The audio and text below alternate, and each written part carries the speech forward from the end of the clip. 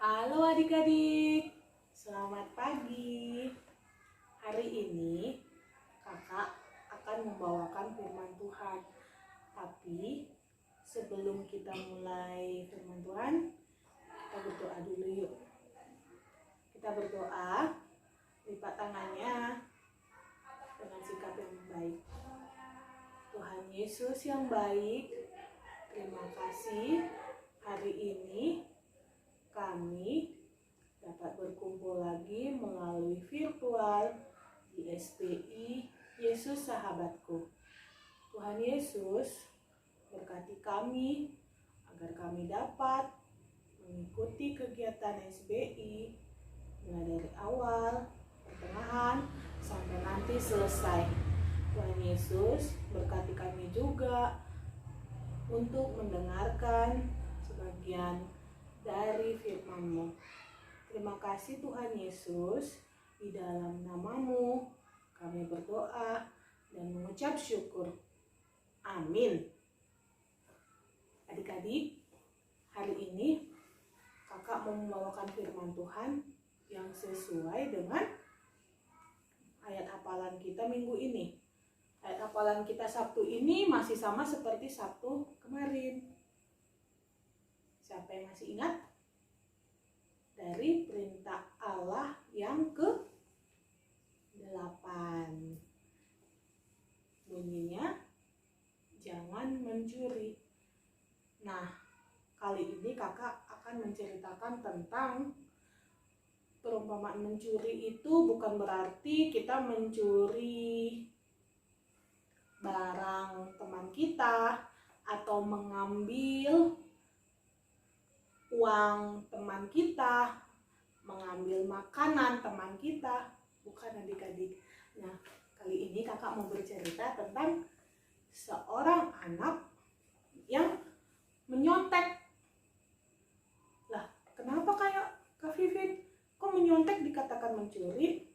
Nih, kakak ceritakan ya. Ada seorang anak, dia malas belajar.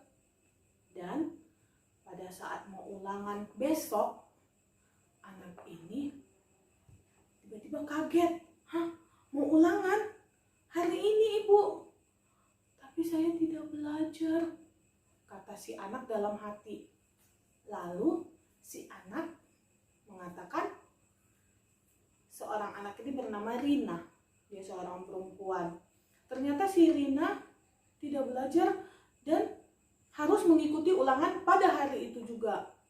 Si Rina tidak tahu apa yang mau dijawab. Isiannya apa ya?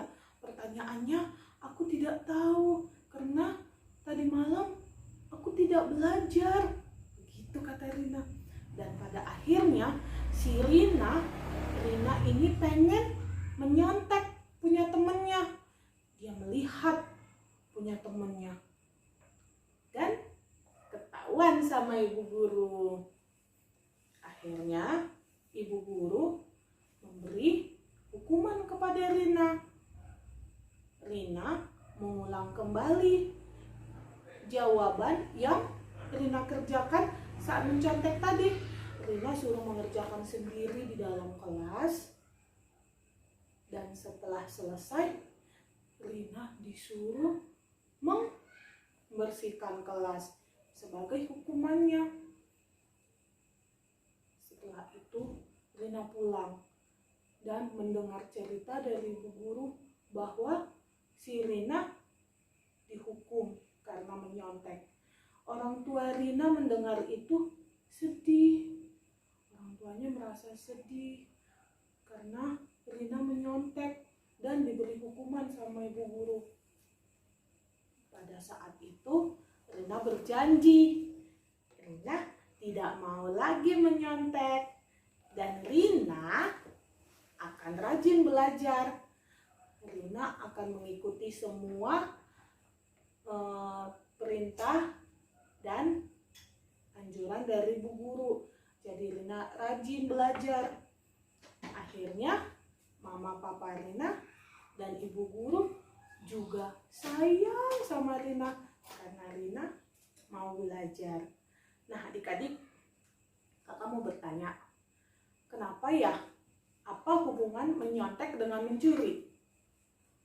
Nah, seperti kakak bilang tadi, yang pertama, menyontek itu sama dengan mencuri karena menyontek tidak dapat izin dari teman kita, melihat jawaban, melihat pelajaran teman kita, tapi tidak dapat izin, dan itu dinamakan mencuri. Jadi bukan hanya mencuri barang, mencuri uang, atau mengambil barang orang atau mengambil barang orang lain, itu tidak bukan itu saja yang dikatakan mencuri.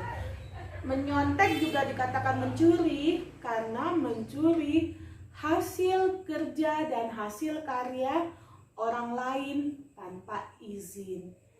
Itulah adik-adik jangan mau mencontek ya. Kita harus rajin belajar agar kalau tiba-tiba ulangan atau PTS diberikan oleh guru, adik-adik dapat menjawabnya. Seperti Rina, dia menyontek. Sehingga yang dirugikan siapa? Yang dirugikan diri kita sendiri. Yang dirugikan diri kita sendiri, dan mama papa juga ikut sedih. Ibu guru juga menjadi sedih karena sikap dan kelakuan Rina. Sampai di sini adik-adik firman Tuhan kali ini. Sampai bertemu lagi kita di Sabtu depan. Nah, sebelum kita tutup firman Tuhan, yuk kita berdoa dulu. Lipat tangannya, tutup matanya. Tuhan Yesus, terima kasih atas cerita firman Tuhan pada hari ini. Kami telah mendengarkannya Tuhan, tentang seorang anak yang menyontek. Terima kasih Tuhan atas firman hari ini, sehingga kami dapat belajar dari Rina yang menyontek, bahwa menyontek itu adalah kesalahan sama saja seperti mencuri. Mencuri hasil karya dan hasil kerja orang lain. Bimbing kami Tuhan agar kami tidak melakukan kesalahan tersebut dan kami dapat melakukan perintah-perintah Tuhan sesuai dengan hukum Tuhan. Terima kasih Tuhan Yesus. Di dalam nama-Mu kami berdoa dan mengucap syukur. Amin. Nah adik-adik, sampai berjumpa di Sabtu depan. Tetap sehat dan semangat selalu adik-adik. Tuhan Yesus memberkati.